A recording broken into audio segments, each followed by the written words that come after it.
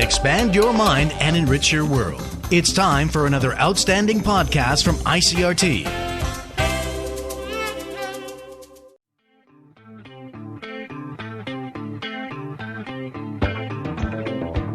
Hello and welcome to another podcast edition of Taiwan Talk. I'm Keith Manconi. Today on the show, we're making a trip over to Taipei's Department of Rapid Transit for an update on the decades-long Taipei Metro project. And while we're there, we'll be learning a little bit more about the lines set to open later this year. Here's my conversation with the department's Deputy Commissioner. Deputy Commissioner Shi Zifu, thank you so much for joining us today. You're welcome. Thank you for the audience listening. Last year, the most recent line to be completed is the Songshan line, and now that that's completed, most of the lines within Taipei are pretty much done, and so we kind of already have a completed MRT for Taipei itself, but there's still a lot of lines under construction. Most of those are going to be in areas outside of Taipei, connecting those areas. So just to start things off today, I was hoping that you could kind of maybe give us a little bit of perspective on, the MRT is something that Taiwan has been working on for 30 years now. Can you tell us a little bit about, now that it's complete, what kind of changes has it made in Taipei City itself? What are the big successes that you would point to that MRT can claim? Since the Songshan line had under review service, I say that the most change is the ridership for every day. I remember when the Songshan line is complete, the ridership from the 1.6 million increased to 1.8 million. However, since the Songshan line for the operation, the ridership from the 1.8 to 2.1 million passengers per day. So you can see it's a great achievement. Another comparison is that the Songshan line, when the ridership increased almost 100,000 than the CE line. So you can see that the metro system, the network system, to make it integrate is very important. So in the future, we will have more metro system to be constructed. Anyway, in the next 5 years, we have so many metro systems to be built. The ideally is that we have a Minsen line, Minsen-Shizi line. We have Danshui LRT systems. We have Wandan line phase 2. We have Anken line. We have Sanying line. All this outside the downtown should be connected to the downtown systems, so that the people who live outside the downtown easily can travel, or if they have daily work, can connect to the downtown. Aside for this, now we are doing the circular line. The circular line is just around outside the downtown.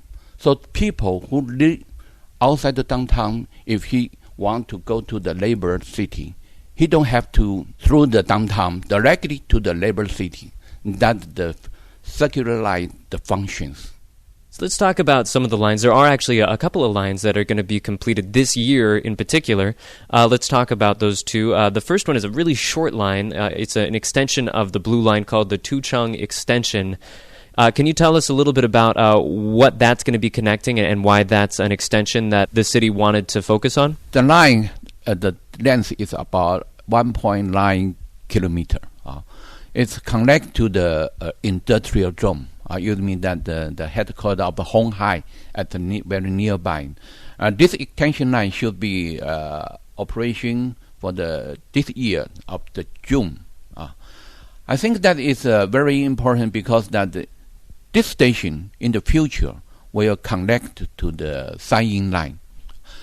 Because to the Sanying line they have a new systems. New system cannot be also like now this kind of the system now for the Banan line, because from the Dimpu to Sanying not so developed, so the ridership won't have so much amount, so they have to be two kind of systems. Another project that's going to be worked on later this year is the extension to Taoyuan Airport. Now, I know that your department actually isn't responsible for creating that extension, but it is going to be extending into your network. So can you talk a little bit about how that's going to impact the network that's already in place in Taipei? Is that going to have any effect? Actually, I think this line is very important because it's from the international. It's very important. Just like you mentioned, you live in the San Francisco, you know the BART only recently they have a metro system from the airport to the downtown. So I think the airport link line is very important. For my thoughts only for the construction for the Taipei to Shantung is goes through under the Tanshui River. This you can see the construction very difficult. Now we are almost finished this project for only from the Shantung to Taipei City. For the next few months, we will hand over this project to Bossier because Bossier is in charge of the whole project. We wish this can be operation for the end of the year. But I would like to mention that the A1, I mean the Taipei station, is very important because this station actually connects to the Songshan Line Beimen station and also TRA Taipei train station. So we can see if you go to the this A1 station, we call it A1 station or Taipei station. If you go there, you just look like it's so big, so huge, like airport station. It's very big. How we want to? It's so big because we know that in the future, it's very prosperous. It connects three lines. You know, MRT system, TRA station, and airport link. And it's very important. I just now mentioned that the Taipei station.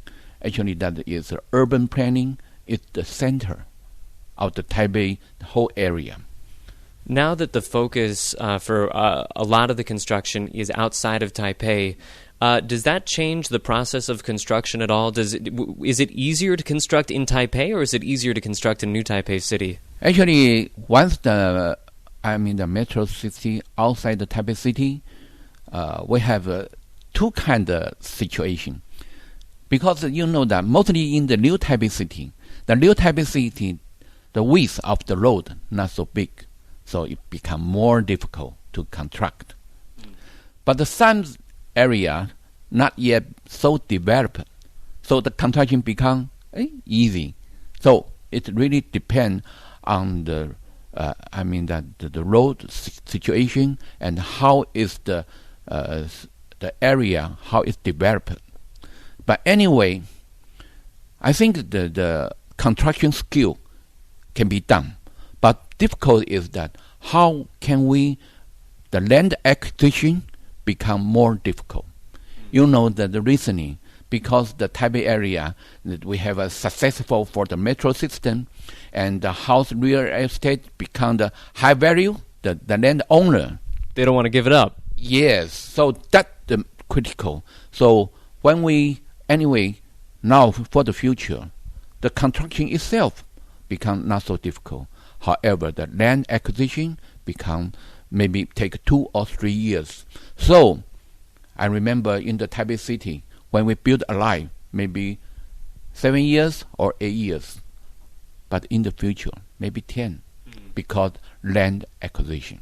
The most recent line to be completed was the Songshan line that was opened late last year. Can you talk a little bit about how that's been functioning since it was opened? What was this line for, and how has it been functioning since it was first opened? Actually, that so far is functioning very well. I think it's a very great achievement. You know, since the Leihu line, when it's operation, we made a lot of trouble. However, Songshan line, so far, no any so much difficulty.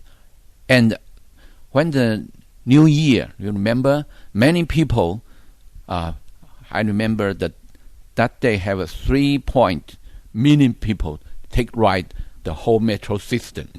You cannot get any trouble. So I think that is very good quality, good service. All right. Now, the last thing that I want to talk to you about is your department is actually responsible for choosing the art that goes onto the MRT stations. So I want to know, what kind of art are you guys looking for? What kind of art do you think is appropriate to put on the walls of an MRT station? I think that is a very unique objective for the MRT systems, because we think that the metro system not just a transportation tool, but is a part of the life. So we have a public art for each line. Before, the public line only we choose some major station. For instance, the dancing line, the Jiantan. Jiantan itself, the architecture for the station, we think is a public art. We are not choosing for every station have an art, only for certain station. But after that, we think that, the ridership growing a great amount, so we think a part of life. And very important that you have to be localized. So we built the Xinzhuang line. We built we choose the public art must be localized. Or many the artists from the local, and we even the Furen University, their student, the teacher, they make the public art. After the Xinzhuang line, when the singing line, we think that it's a more prosperous area, more internationalized. So the Da'an station, we think that many art from the foreigner, from internationalized. Okay, so you can see we have French, we have American, or Japan. A difference of thinking to choose the public art. After that, Xinyi line, Songshan line, that kind of thinking. But when we do the circular line, we change the concept. We think that the art piece itself, because we put inside the station. But the circular line, we think, we look at the structure itself should be a public art. So for the circular line, phase one, if now you go to there, you will find the color itself is a public art. For each column, each girder, we have a different color. Not just only the structure itself. The rolling stock, we also choosing the different color. The chair, different color. So you will see that the public art really very diversified. So last year, ridership numbers topped 1.8 million per day. Yes. What are you expecting this year? Are you expecting that to go even higher? When I say that last year, I mean that before the Songshan line. Now the Songshan line last year go to the 2.1 million per day. It's a great amount. I make a comparison. The Kaohsiung line, their ridership only 130,000. You can see that the difference when I say that the Taipei City 2.1 million. So much the difference. However, we are expect, because just now you mentioned we have outside the downtown, we have the future, another line totally around 100 kilometers. We are hoping in the finally we have 3 million per day ridership for the next 10 years. All right, so a lot to look forward to this year and in the coming years as the ridership just increases more and more and more. Deputy Commissioner Shi Zifu, thank you so much for joining us today. Yeah, welcome. That's it for the show today. As always, we'd love to hear what you thought of the program. You can leave us a comment on our Facebook page or rate and review Taiwan Talk on iTunes. You can also leave a comment on the ICRT blog, where we've posted a few links to the department's website. The website has some really helpful maps so you can get a better feel for what these lines are going to look like. Thanks for listening to Taiwan Talk for ICRT. I'm Keith Manconi.